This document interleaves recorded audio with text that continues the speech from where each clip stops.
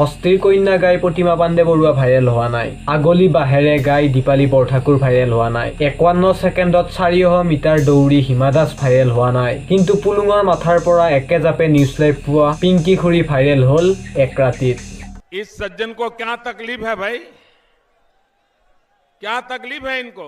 সপ্তাহৰ খবৰ সপ্তাহে সপ্তাহে পাবলৈ সাবস্ক্ৰাইব কৰক জ্যোতিষ কুমাৰ আৰু চাই থাকক। আৰম্ভ কৰক, আমাৰ সময় নাই। ওকে। অসমৰ জীয়ৰী লাভলীনা বৰগোহাঁই টকিঅ' অলিম্পিকৰ বাবে কোৱালিফাই হৈছে। কাৰো মুখতেই তাইৰ কথা শুনা নাই। কিন্তু অসমৰ বোৱাৰী পিংকি খুৰীয়ে উল্টা সোধ দিছে, তাকে লৈ মুখ নেমেলা মানুহ কোনো নাই। এইটো ভিডিঅ'ত চাব লগা একো নাই, কিন্তু অসমৰ মানুহে ভাইৰেল কৰি দিলে। এইটো ভিডিঅ'ত বেয়া পাব লগাও একো নাই, কিন্তু ইউটিউবাৰে ইয়াতো মক্কেলামি বিচাৰি উলিয়ালে। इस सज्जन को क्या तकलीफ है भाई, क्या तकलीफ है इनको?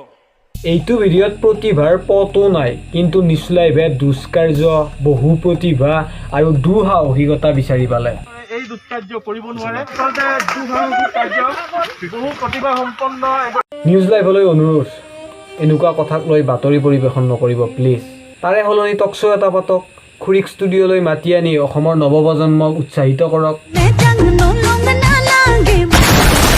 ল'ৰাই এনেকুৱা ভিডিঅ' বনাই ঠেং ভাঙি মৰিলেও খবৰ লোৱা মানুহ নোলাব, কিন্তু ছোৱালীৰ বাবে ফলোৱাৰ, সাংবাদিক, হাত চাপৰি বজোৱা গাঁওবাসী ৰাইজ চব ৰেডি আছে। আৰু তেওঁলোকৰ উৎসাহ পাই খুৰীয়ে এতিয়া নানান এক্সট্ৰা কাৰিকুলাৰ এক্টিভিটি প্ৰদৰ্শন কৰিব ধৰিছে। बंद करो, हाथ जोड़ के मैं तुमसे गुजारिश करता हूँ, बंद करो। যিকেইজনে কেৱল খুৰীৰ কথা শুনিবৰ বাবে ভিডিঅ'টো চাব আহিছিল, তেওঁলোক এতিয়া যাব পাৰে। खत्म। লাভলীনা বৰগোহাঁই অসমৰ প্ৰথমগৰাকী মহিলা বক্সাৰ, যিয়ে অলিম্পিকত ভাৰতক ৰিপ্ৰেজেণ্ট কৰিব। सर ये तो गोल्ड है। আমি লাভলীনা হিমা দাসৰ বিষয়ে চৰ্চা কৰা উচিত, যাতে অসমৰ ছোৱালী বোৱাৰীয়ে ইনষ্টাগ্ৰামৰ ৰিলৰ সলনি স্পৰ্টছৰ ক্ষেত্ৰতো ইণ্টাৰেষ্ট বঢ়ায়। লাভলীনাই কেইদিনমান পিছত বিদেশৰ মাটিত স্বদেশৰ নাম উজ্বলাব। ঠিক তেনেদৰে যাদৱ পায়েঙেও গছপুলি ৰুব বিদেশৰ মাটিত। কেৱল এয়াই নহয়, অসম আৰু প্ৰকৃতিৰ লগত জড়িত আৰু এটা ভাল খবৰ আছে। দিহিং পাটকায়ে পালে ৰাষ্ট্ৰীয় উদ্যানৰ মৰ্যাদা। ভাল খবৰ, হাত চাপৰি বজাও, কিন্তু আপোনালোকৰ হাত চাপৰি বন্ধ হৈ যাব নেক্সট খবৰটো শুনিলে।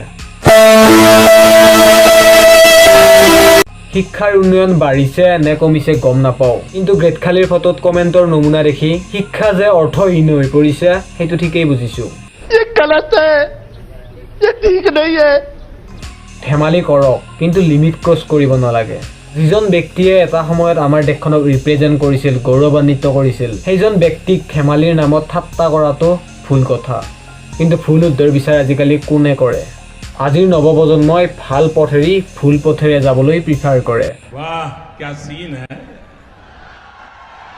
वाह क्या सीन है। আজিলৈ ইমানেই বন্ধুসকল। জয় হিন্দ, জয় আই অসম, টেক কেয়াৰ।